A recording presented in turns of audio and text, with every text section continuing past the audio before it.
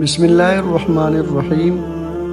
تمام ناظرین کو اسلامی سبق آموز چینل میں خوش آمدید اور خلوص برا السلام علیکم ورحمۃ اللہ وبرکاتہ۔ حضرت زرارہ رضی اللہ تعالیٰ عنہ روایت کرتے ہیں کہ وفد عبدالقیس کے لوگ جب مدینہ آئے تو جلدی جلدی اپنے کجاووں سے نکل کر آقا دو جہاں صلی اللہ علیہ وسلم کے مبارک آتوں اور پاؤں کو پورے محبت و ادب سے چومنے لگے۔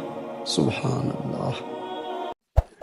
اگر آپ کو ہماری ویڈیو اچھی لگی ہو تو ہمارے چینل کو ضرور سبسکرائب کریں اور بیل آئیکن کے بٹن کو دبانا نہ بھولیں تاکہ آپ کو مزید ایسی سبق آموز ویڈیوز بروقت مل سکے۔ اسی کے ساتھ اجازت چاہوں گا۔ اللہ نگہبان۔